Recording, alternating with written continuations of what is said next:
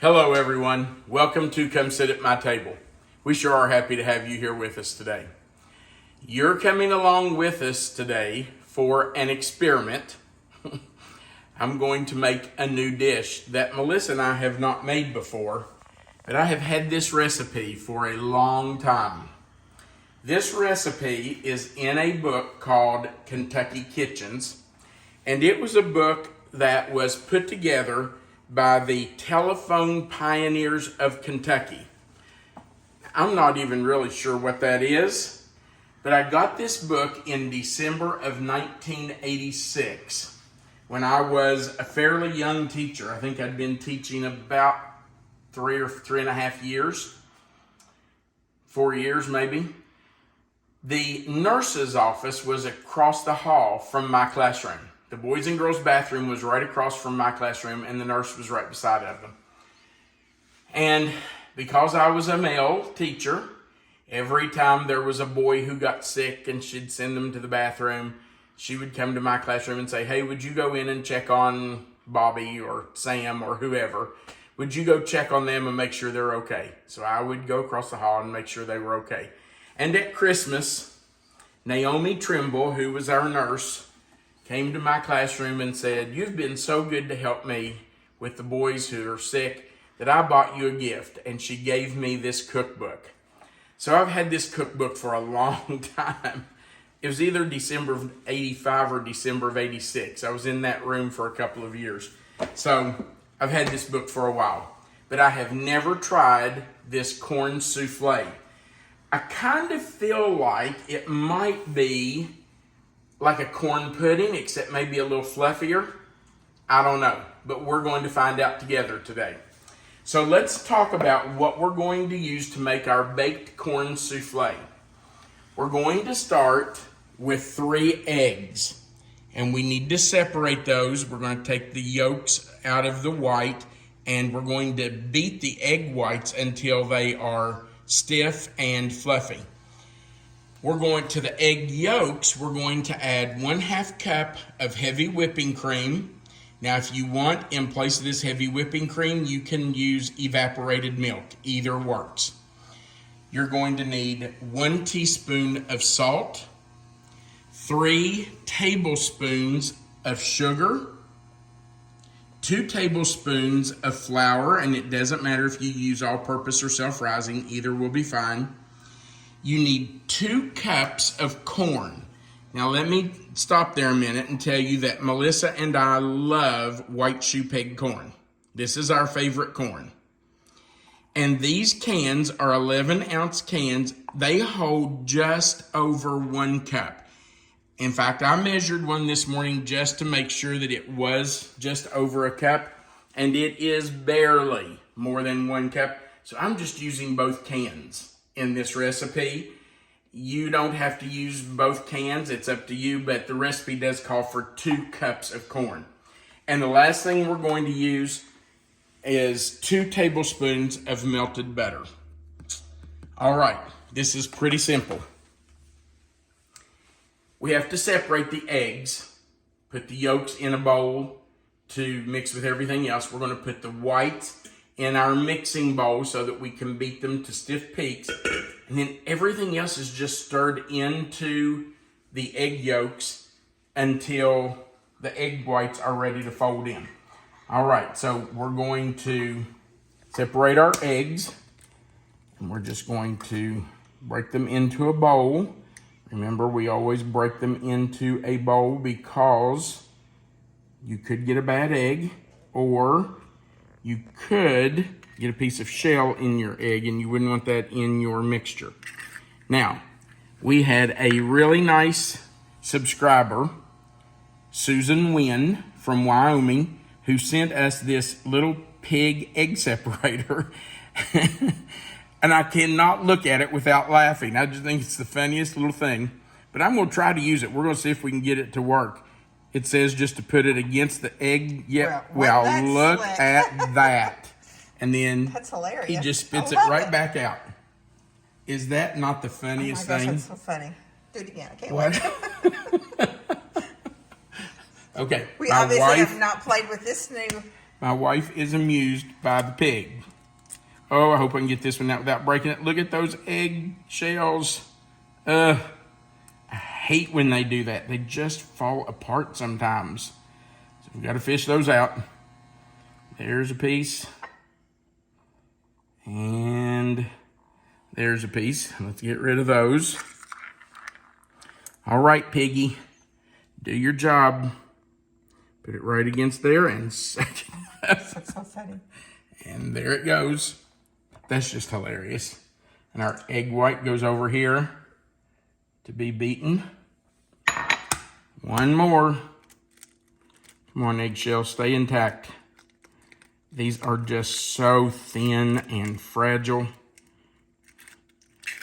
And this time of year, I just can't get fresh eggs from, oh, look here. Uh-oh. I've broken an egg, and we cannot use that because if I use that in the egg whites, they won't beat up correctly. So, I'm going to have to get another egg. So this will be breakfast. I guess it will. And I'm going to grab a different bowl. We'll just set that one over here out of the way. We'll put that back in the refrigerator. Goodness, these eggshells. This one broke better. Hallelujah. Okay. And now it's time for Piggy to do its job. All right, Susan, I'm going to tell you, this has just totally fascinated us. That's hilarious. Oh, wrong bowl. About made a mistake with that one. All right. And now our egg white goes in there. Susan, thank you so much for the pig. If nothing else, you amused us today. That's hilarious. I love that. That's pretty slick. I have to tell you, that's impressive. It is. All right, so we're going to take our egg whites over, and I'm just going to go ahead and put those on here. And I'm going to let those go ahead and start whipping while we're putting everything else together. And I'm going to rinse my hands off. Turn that up a few notches. Let that start whipping. Okay, let's go back over. The first thing it says we need to do is to beat our egg yolks up just a little bit. Melissa, I'm going to need a spatula. Here we go. I'm going to put in my heavy cream.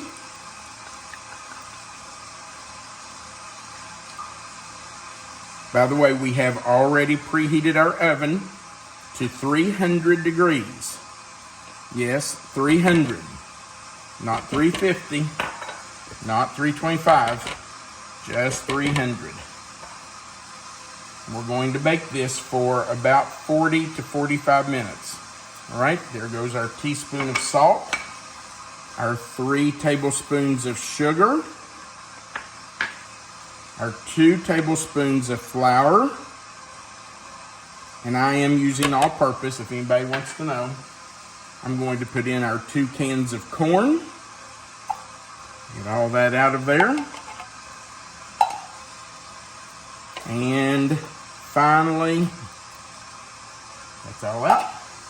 Our 2 tablespoons of melted butter.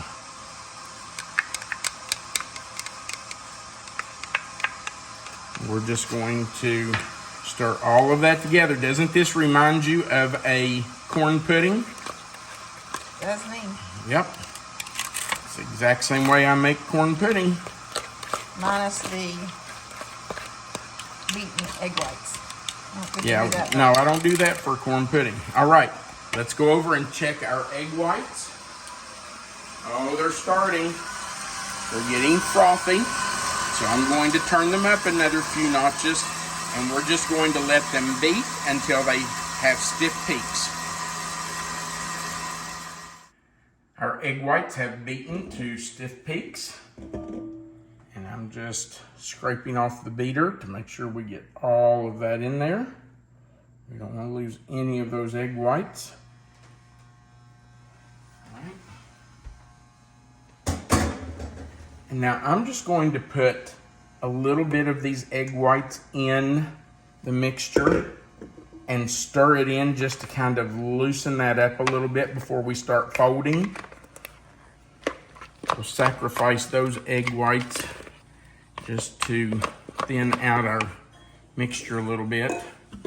And I'm just going to fold these in. And when you fold, you don't stir. If you stir, you're going to break the bubbles in the egg whites, and then you lose that fluffiness. So you just want to fold them in, and I'll show you what that is. If you've never folded something in, I'll show you how to do that. Those of you that have done that before, please be patient. Just in case there's somebody who hasn't done that, let's make sure they understand what we're doing. It's very simple to do. Sometimes you just need an explanation, right? That's right. If you don't know, you don't know. That's right. And we all didn't know at one point. We all had to learn. Okay, so when we fold, we go under and over. Under and over. We don't stir. We just go over and under until it's incorporated. That's folding. We just want to keep those air bubbles in that mixture so it will be light and fluffy. And we keep doing this until we don't see any more of those egg whites. And we are sure they have all gotten incorporated, and we're ready to fold or to pour our mixture into our pan. Okay, so we have a small casserole dish here. I told you our oven is heated. And you did spray it. I did spray the pan, yes. Our oven is heated to 300 degrees. Don't worry, I'm going to scrape it. We want every bit of this in there. We didn't pay for it to throw it away, did we? That's right.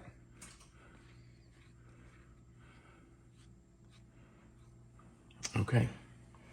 I'm gonna put that right there, and now I'm going to scrape my bowl.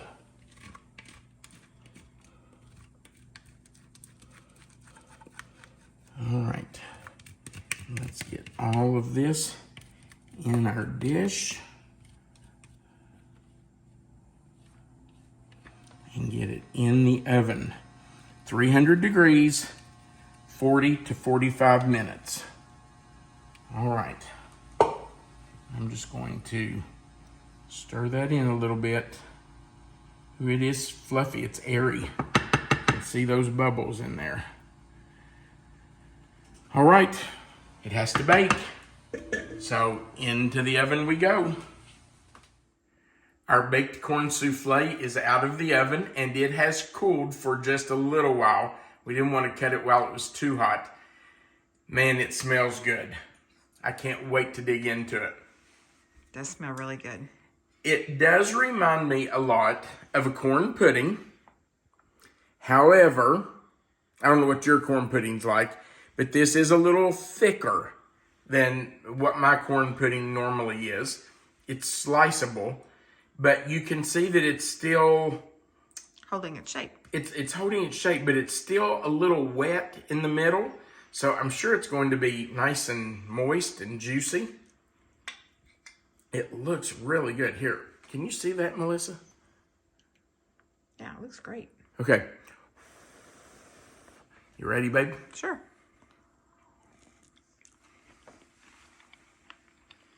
Okay, what's the verdict? That's delicious.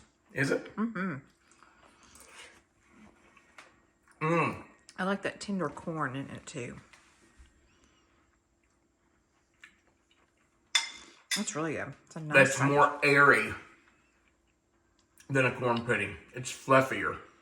Because of the egg whites, I suppose. Mm-hmm. That's really nice. Yep. It's really moist. Gonna enjoy that with dinner tonight. Yeah, we are having this with dinner. That's excellent. It reminds me of a corn pudding, but it's not a corn pudding. People would call it a corn pudding probably if you served it to them. Yeah, if you didn't tell them it had egg whites folded into it, they would just think it was a really fluffy corn pudding. That's delicious. Now let me tell you, the directions in the book say to bake it at 300 for 40 to 45 minutes.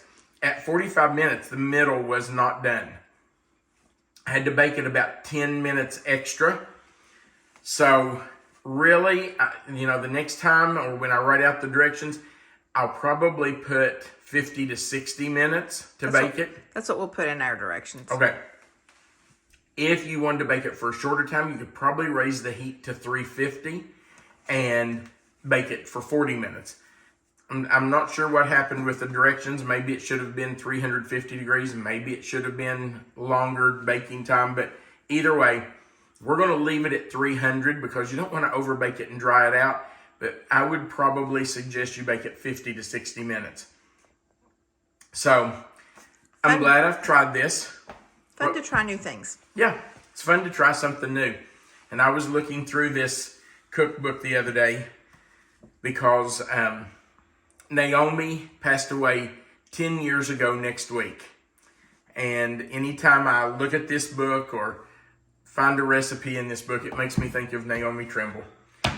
And I appreciate that she gave it to me. All right, thank you for watching our video. We do appreciate it. We would appreciate you going right below this video and clicking that like button. If you haven't before, we invite you to click subscribe, the little notification bell and the word all. That just joins you to our channel. Right below this video is a description box. It'll say baked corn souffle. If you'll click in that box, it will expand the box and you'll find the written recipe right there. Our contact information is under that recipe, and there's a link under that contact information to our Amazon store where you can purchase our cookbook if you'd like to do that. And of course, at the bottom of the page, there is a place for you to leave a comment, and we love reading your comments. So feel free to go down there and just leave us a comment. We love hearing from you. Thank you again for watching our video. We really hope you'll try this corn souffle. That's delicious. I'm glad we tried it. We want you to remember that you are always welcome to come sit at my table. We'll see you the next time. Have a great day.